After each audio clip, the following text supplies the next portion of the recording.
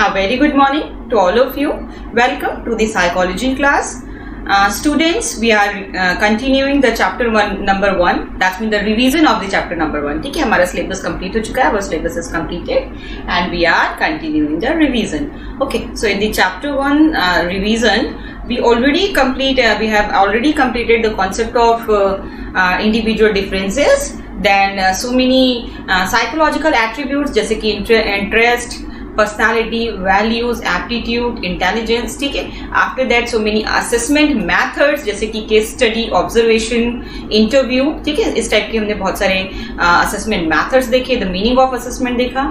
After that the two approaches through which we assess the intelligence, that is the structural या the psychometric approach or information processing approach, जिसमें हमने बहुत सारी theories discuss की. Okay, और after that we start a topic individual differences in intelligence. ठीक है, intelligence में किस तरह से individual differences पाए जाते हैं, why some individual is high intelligent or the high IQ level, जबकि जो other one है उसका low IQ level या average IQ level होता है. तो ये differences क्यों पाए जाते हैं? So definitely the concept of MA, after that the concept of IQ which is given by Stern. ठीक है, Stern ने जो IQ का concept दिया, IQ is equal to MA upon CA into 100. ठीक है, ये formula इन्होंने apply किया जहाँ पे आप intelligence quotient निकालने के लिए आप mental age को divide करते हो chronological age से. chronological age that's mean the physical age जो actual age है, and the mental age which is the test score age. ठीक है, test किसी test को अगर आप apply करते हो तो उसकी जो test score age होती है, this is the MA, और आफ्टर दैट आप इसे डिवाइड करके इंटू 100 करते हो, so you got the IQ level. ठीक है, and which is very important in the intelligence testing. ठीक है, बहुत इंपॉर्टेंट ये डेवलपमेंट था. ये जो हमने स्टर्न का IQ का फॉर्मूला बताया, this is very important. After that there is a curve which is known as normal probability curve, या फिर हम जिसे नॉर्मल कर्व सिंपली कहते हैं. So this is the curve.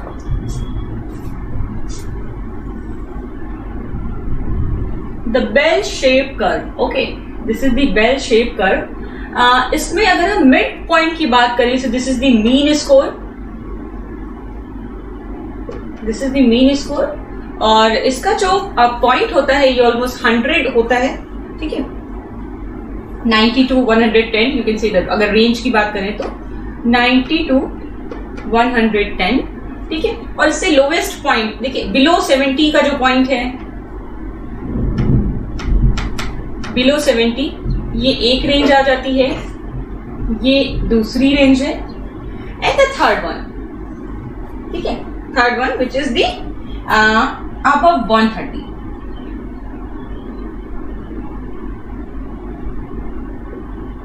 ठीक है, so when we are talking about the variations in intelligence, ठीक है, किस तरह से वेरिएशंस पाए जाते हैं, डिफरेंसेस पाए जाते हैं, तो this bell shape curve is known as normal curve और नॉर्मल प्रोबेबिलिटी कर्व. एंड ये एक्सप्लेन करता है, suppose there is a 0 and there is a point which is known as 180. ठीक है, 180 का ये पॉइंट है, तो मोस्ट ऑफ द जो पॉपुलेशन है वो यहाँ पे लाई करती है, the centre of the curve, जहाँ पे मीन स्कोर हमारा आ रहा है 90 to 110 की जो रेंज है. एवरेज इंडिविजुअल इसमें आ जाते हैं, ये this is the average IQ level, और मोस्ट ऑफ द इंडिविजुअल इसमें आते हैं. हमारी मोर देन 70% पॉपुलेशन यहाँ आ जाती है. कुछ फ्यू परसेंट लोग जो हैं वो बिलो 70 और अबव 130 पे आते हैं, जिसे हम वेरिएशंस इन इंटेलिजेंस कहते हैं, कि इंटेलिजेंस में जो डिफरेंट वेरिएशंस हैं, और ये एवरेज लेवल है. नाउ ये जो पीक पॉइंट्स हैं, 2 पोल्स हैं, ये हमारे वेरिएशंस इन इंटेलिजेंस है, जिसमें हम बिलो 70 का जो लेवल है इसे डिफाइन करते हैं एज अ मेंटल डिफिशियंसी. ठीक है, इसे हम मेंटल डिफिशियंसी या इंटेलेक्चुअल डिफिशियंसी से डिनोट करते हैं. ठीक है,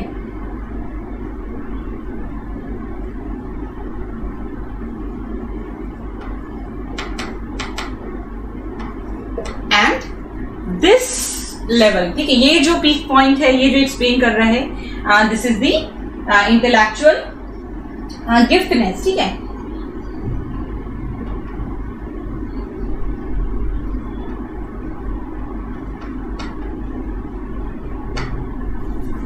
so this is the intellectual giftness. ठीक है, इसे अगर हम रेंज की बात करें तो यहाँ पे तीनों रेंज आ जाएगी. 70, ठीक है, बिलो 70, देन 90 to 110, 90 से 110, and the third range is above 130. ठीक है, यहाँ पे ये लाइन जो है यहाँ पे, ठीक है, above 130. ये जो हमारी रेंज है ये हमारी पूरी इंटेलिजेंस की लेवल को एक्सप्लेन करती है. So there is an important thing is intellectual deficiency and intellectual giftedness. ठीक है, एवरेज तो हम ऑलरेडी जान रहे हैं कौन लोग हैं. Now in the intellectual deficiency, first important thing is definition of intellectual deficiency. किस बेसिस पे किसी इंडिविजुअल को हम intellectual deficiency से सफर करता हुआ मानते हैं, या मानते हैं कि वो जो स्टूडेंट है वो MR कैटेगरी में आता है, वो चिल्ड्रन MR कैटेगरी में आता है. MR that's mean the mentally retarded category. So there are again 4 categories. ठीक है, in the intellectual deficiency in the category of the MR there are also further 4 categories: the mild, moderate, severe and profound. ठीक है, ये 4 और category आ जाती हैं इसमें level में. ठीक है, so जिसकी आईक्यू रेंज जैसे माइल्ड की 55 to 69, then 40 to 54 is the moderate, then 25 to 39 is the severe and the below 25 is the profound. ठीक है, ये जो 4 रेंज आ जाती है आईक्यू रेंज, और इसके बेसिस पे रिटार्डेशन का लेवल डिसाइड होता है, the mild, moderate and the severe, profound. तो 1 by 1 इसमें भी बहुत सारी इंपॉर्टेंट चीजें हैं जैसे डिस्कस कर लेते हैं. Okay, so in the 1912, William Stern, a German psychologist, divides the concept of intelligence quotient, and IQ refers to ratio between MA and CA formulated mental age divided by chronological age and multiplied by 100. ठीक है, and average IQ in the population is 100 in respective of age, and frequency distribution for the IQ scores tend to approximate a bell-shaped curve called the normal curve, which is the curve, okay, and symmetric around the central value called the mean. ठीक है, ये जो symmetric level है, this is the called the mean score, the mean point.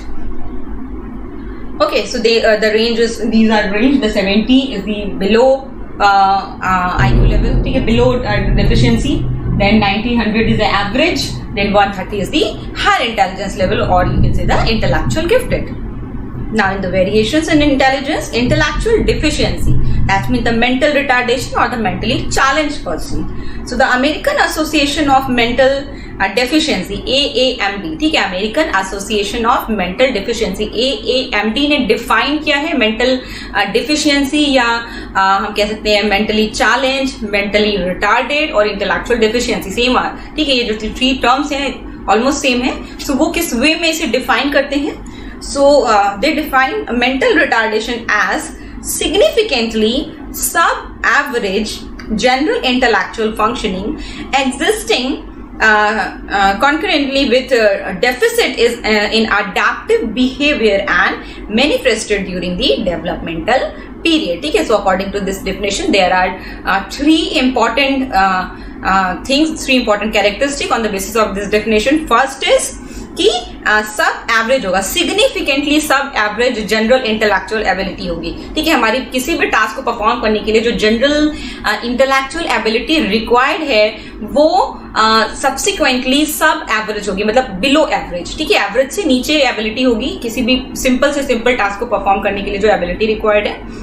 Second important thing, इससे जो कि ये जो डेफिसिट है इससे डेफिनेटली जो डेली लाइफ की फंक्शनिंग है या बिहेवियरल एडेप्टेशन है उसमें प्रॉब्लम होगी, सिग्निफिकेंट लेवल की प्रॉब्लम होगी. ठीक है, and the third one is this type of retardation, this type of disorder are mostly manifest during the period of the development. ठीक है, डेवलपमेंटल पीरियड के टाइम पे ही मैनिफेस्ट हो जाएगा, आफ्टर 18 यानी बिफोर 18 ईयर. ठीक है, डेफिनेटली 4 to 5 एज की एज में, या जो कि 12-10 की एज में ये मैनिफेस्ट हो जाएगा ड्यूरिंग द डेवलपमेंटल पीरियड. ये इस टाइप की डिसऑर्डर, इस टाइप की इंडिविजुअल की कैरेक्टरिस्टिक क्लियरली दिखने लगती है, जिसके बेसिस पे हम क्लियरली आइडेंटिफाई कर पाते हैं, डायग्नोज कर पाते हैं कि ये जो चाइल्ड है, ये जो स्टूडेंट है, ये मेंटली रिटार्डेड है.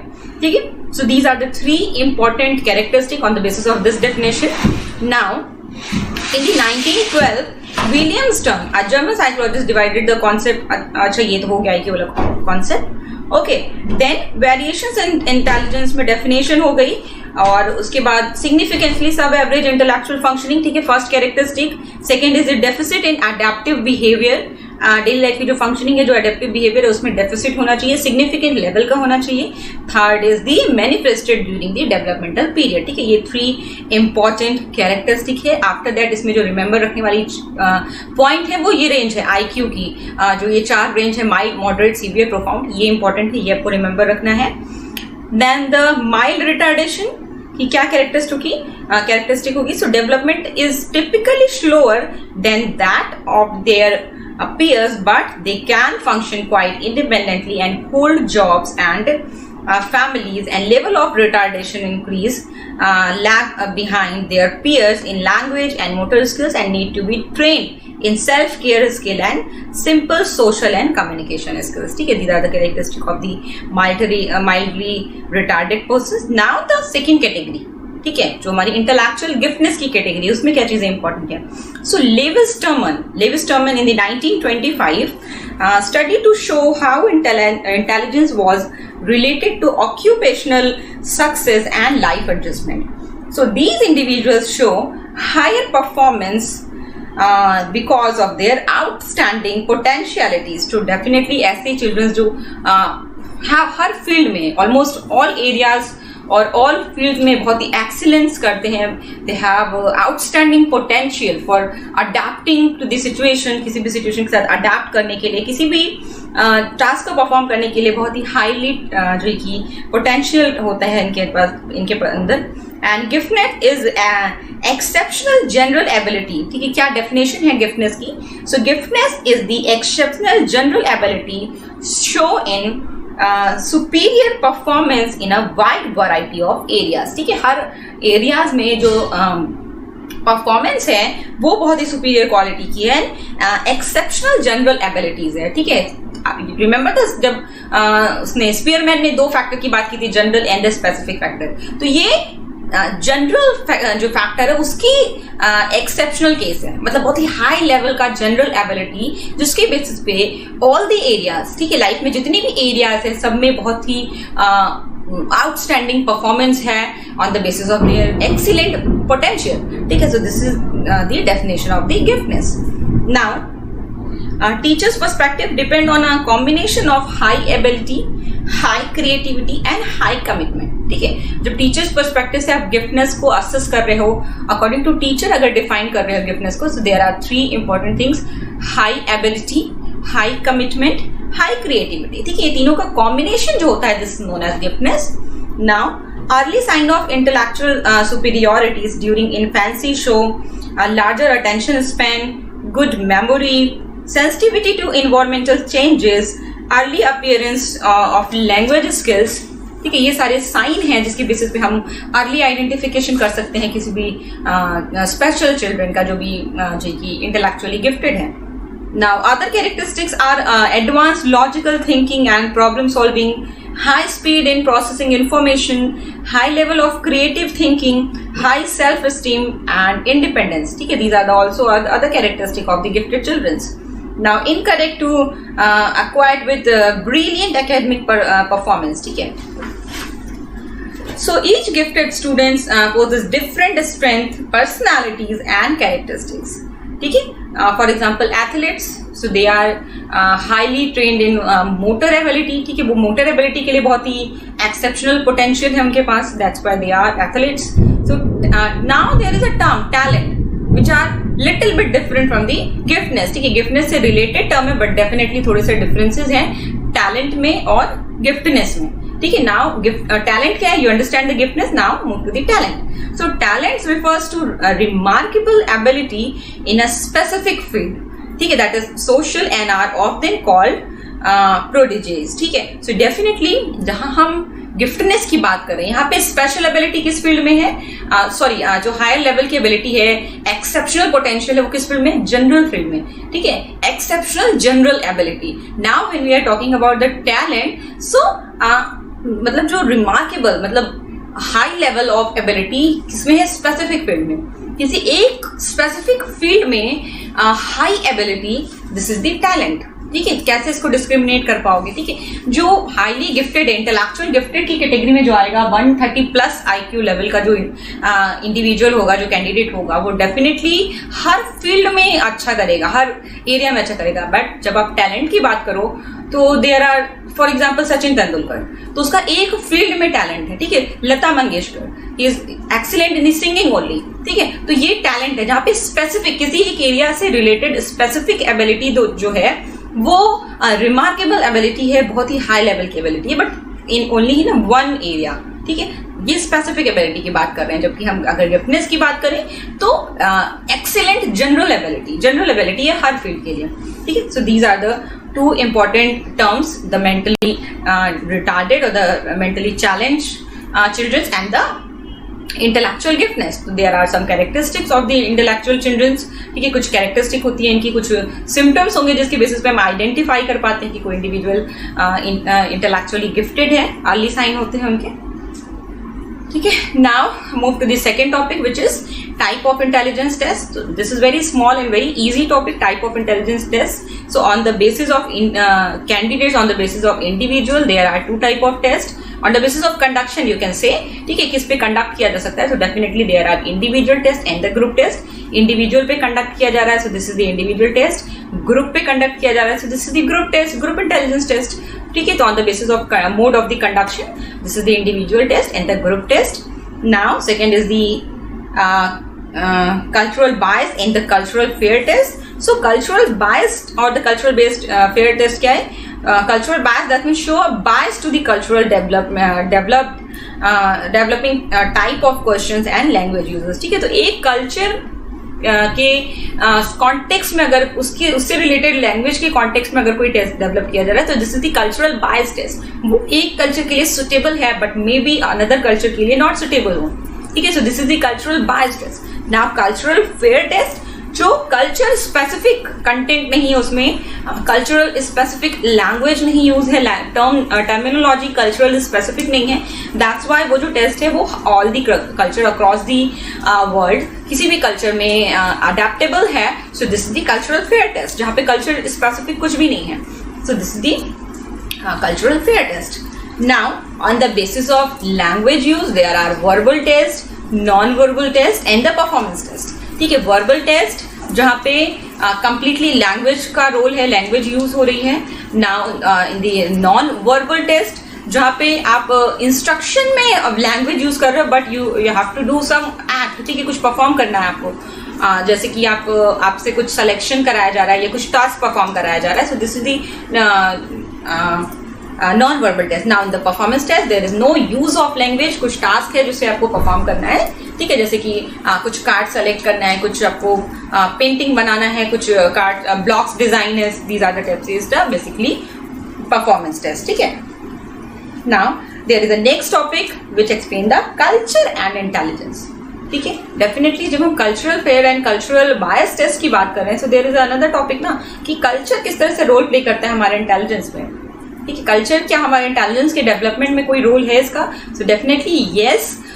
कुछ कल्चर ऐसे हैं जिसमें इंटेलिजेंस बहुत हाई लेवल ऑफ इंटेलिजेंस पाया जाता है। इवन अगर आप सिर्फ इंडिया की बात करो, ठीक है, start from the north side and and from the south side. So you definitely clearly see कि जो नॉर्थ इंडिया है, पंजाब, राजस्थान, गुजरात, वहाँ का आप एक एवरेज IQ लेवल निकालो, देन आप south India, Bangalore, Karnataka, Tamil Nadu, Chennai and वहाँ के एक एवरेज IQ लेवल रैंडमाइजेशन से सैम्पलिंग करके अगर आप एक एवरेज IQ लेवल निकालो तो आपको बहुत सारा डिफरेंसेस दिखेगा। ठीक है, तो ये डेफिनेटली प्रेफरेंसेस के अकॉर्डिंग है और यू कैन से कि कल्चर के अकॉर्डिंग है, किस कल्चर में क्या चीजें कौन सी नॉलेज बेस अवेलेबल है, किस तरह का लर्निंग इन्वायरमेंट अवेलेबल है, टीचिंग फैसिलिटीज है, किस तरह का एक्सपोजर है, ये सारी चीजें हमारे इंटेलिजेंस के डेवलपमेंट में रोल प्ले करती हैं। At the same time genetic factor भी कल्चरल में आ जाएगा। कुछ कल्चर ऐसे हैं जिसमें अच्छे जीन्स है, इंटेलिजेंस फादर है, अगर इंटेलिजेंस जो कि आपके एंसेस्टर्स हैं तो उसके अगर आप जो अपकमिंग जनरेशन आएगी वो भी इंटेलिजेंस आएगी। डेफिनेटली जीन्स के थ्रू भी इंटेलिजेंस ट्रांसफर हो रही है और at the same time cultural environment जो मिल रहा है वो भी मिल रहा है। ठीक है, तो ये कल्चर का रोल है। हर कल्चर में इंटेलिजेंस में डेफिनेटली चेंजेस पाए जाते हैं। So a major characteristic of intelligence is that It helps individuals to adapt to their environment. The cultural environment provides a context to intelligence to develop. So culture is a collective system of custom, belief, attitude and achievement in art and literature. ठीक है. And Sternberg notion of contextual or practical intelligence implies that intelligence is a product of culture. So definitely जो intelligence है वो एक culture का product है. Culture से interact होकर intelligence develop हो रही है. Now, Vygotsky, who is a Russian psychologist, he believed that culture provides a social context in which people live, grow and understand the world around them. ठीक है, तो कोई culture ही एक ऐसा कॉन्टेक्स्ट है, बेस है जिसमें कोई इंडिविजुअल डेवलप हो रहा है, ग्रो कर रहा है, अपना लाइफ लिविंग हो रही है उसकी, वो अंडरस्टैंड कर रहा है वर्ल्ड को, अपने वर्ल्ड को अंडरस्टैंड कर रहा है on the basis of culture. So culture ही वो कॉन्टेक्स्ट है जो उसे डेवलपमेंट के लिए चांस दे रहा है, उसको डेवलप करने में हेल्प कर रहा है, शेप कर रहा है.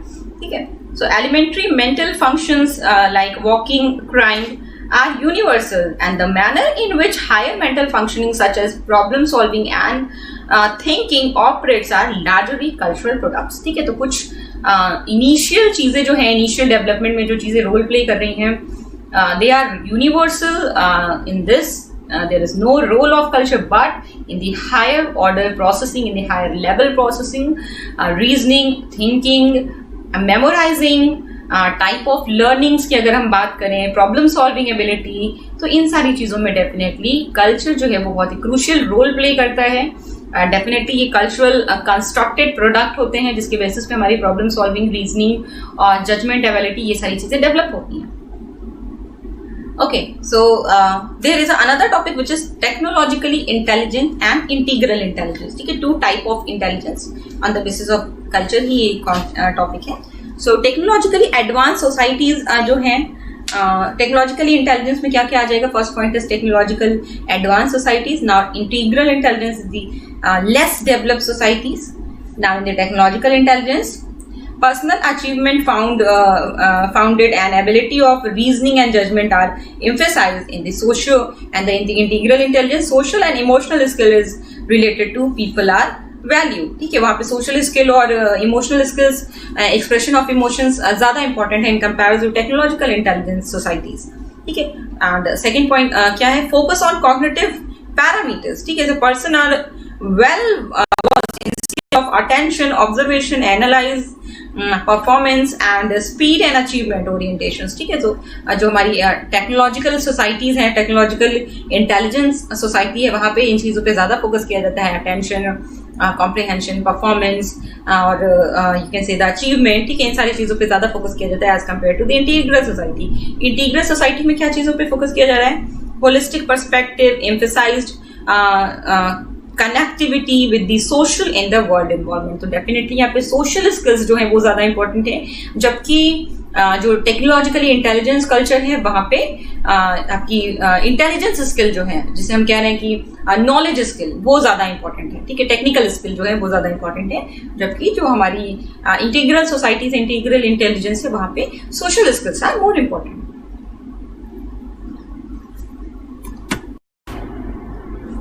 Okay, so next is the intelligence in the Indian tradition. ठीक है, इंडियन कल्चर में, इंडियन ट्रेडिशन में इंटेलिजेंस को हम किस तरह से एक्सप्लेन कर सकते हैं? सो equal attention given to cognitive in the cognitive processes and their integration. ठीक है, जब हम इंडियन कल्चर की बात कर रहे हैं तो यहाँ पे cognitive processes and non cognitive processes या जो जनरल प्रोसेस है उसमें उसका जो इंटरक्शन है उससे लेते हैं इक्वल इंपॉर्टेंस दी जाती है दोनों टाइप ऑफ इंटेलिजेंस को, जो हमने अभी जस्ट बात की technological intelligence and integral intelligence की, तो दोनों को इक्वली इंपॉर्टेंस दिया जाता है. Now there are 4 points through which we explain the Indian tradition, intelligence in the Indian tradition. So first is the cognitive capacity. So in the cognitive capacity, there are sensitivity to content, context, understanding, discrimination, problem solving and effective communication. So this is the cognitive capacity. ठीक है, इसे हम एक parameter कह सकते हैं, एक pillar, एक डायमेंशन कह सकते हैं इंटेलिजेंस का. Now second is social competence. So in social competence that's mean respect for social order, commitment to elder, the young and the needy, concern about others and recognize other perspectives. ठीक है, these are the social competence. इतनी सारी चीजें social competence में आ जाएंगी. Now emotional competence. So in emotional competence there are self regulation, and self-monitoring of emotion, honesty, politeness, good conduct and self-evaluation. ठीक है, ये सारे पॉइंट आपके इमोशन सेक्शन में इमोशनल कमिटमेंट में आ जाएंगे, कॉम्पिटेंस में.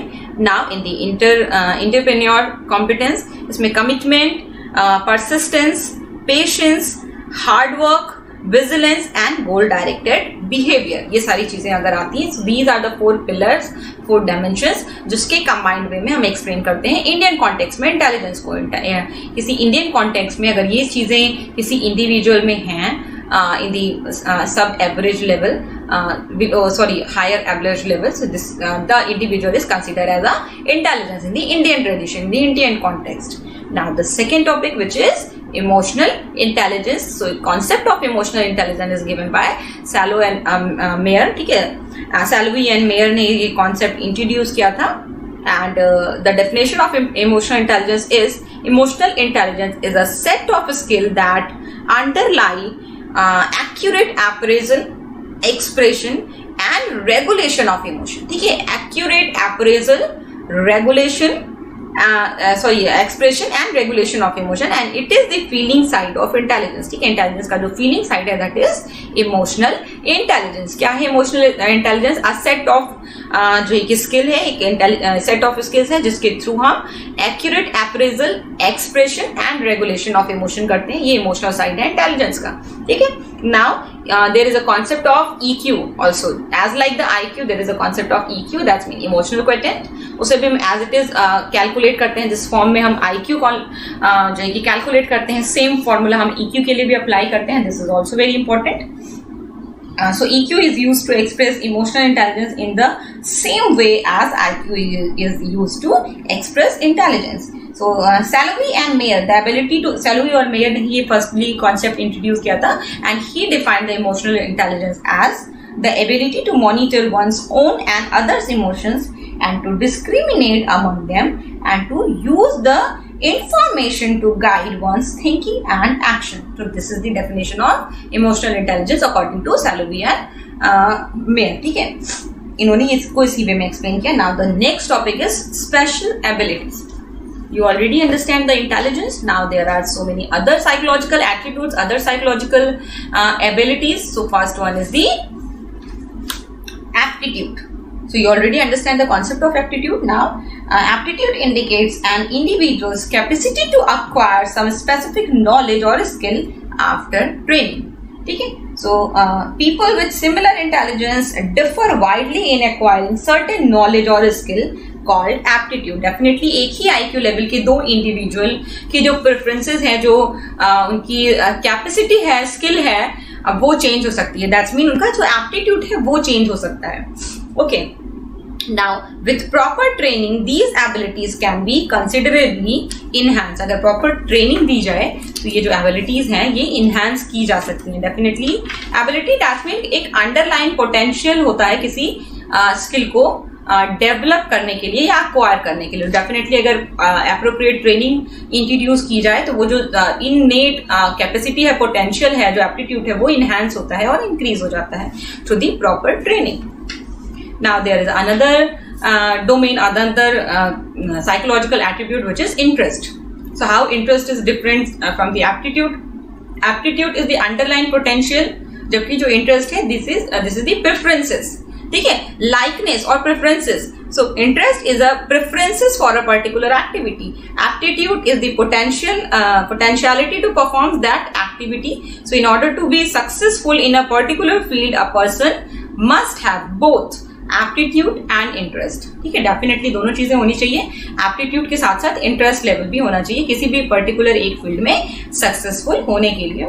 Now there are aptitude testing is also introduced by psychologist. There are two type of aptitude tests: the multiple aptitude test and the independent or the specialized aptitude test. ठीक है, तो independent या तो specialised aptitude जो test है वो किसी एक फील्ड के बारे में इंफॉर्मेशन आपको देती है, किसी एक पर्टिकुलर, जैसे कि TET, टीचिंग एलिजिबिलिटी टेस्ट. ठीक है, so this is the specific kind of test for aptitude, teaching aptitude, ठीक है। सो ये जो टेस्ट है ये आपका एक स्पेशलाइज या तो इंडिपेंडेंट या स्पेशलाइज टेस्ट की कैटेगरी में आएगा। Now there is a multiple aptitude test और जनरलाइज एप्टीट्यूड टेस्ट जहां पे डिफरेंट एरियाज का असेसमेंट होता है, ठीक है। तो वहां पे हम जनरल एबिलिटी से रिलेटेड जनरल सभी एप्टीट्यूड के क्वेश्चंस अवेलेबल होते हैं और on the basis of the answer we decide the which field और which area is more interesting, ठीक है। जो कौन सा एरिया जो है इसमें ज्यादा एप्टीट्यूड है किसी पर्टिकुलर इंडिविजुअल का on the basis of there score. So this is all about today. Okay, so today you understand the concept of variations in intelligence. That means the two poles, the intellectual giftedness and the intellectual deficiency. ठीक है, you understand the definition of intellectual deficiency. After that, the four categories in the intellectual deficiency. After that, the characteristic of the intellectual gifted children, the definition of intellectual gifted children, and the characteristic of intellectual gifted children. After that, the concept of talent. ठीक है, after that the culture and intelligence. In the culture and intelligence there are technologically intelligence and integral intelligence, two point जिसे हमने explain किया, differentiate किया एक दूसरे से। After that the culture intelligence in the Indian culture, ठीक है, Indian tradition में इंटेलिजेंस को हमने एक्सप्लेन किया। After that the different specific abilities, जहां पे हमने एप्टीट्यूड की बात की और इंटरेस्ट की बात की एंड एप्टीट्यूड टेस्टिंग की बात की। Now the next topic is creativity और क्रिएटिविटी एंड इंटेलिजेंस। ये दो टॉपिक हम नेक्स्ट वीडियो में कंप्लीट करेंगे। Okay class, thank you so much.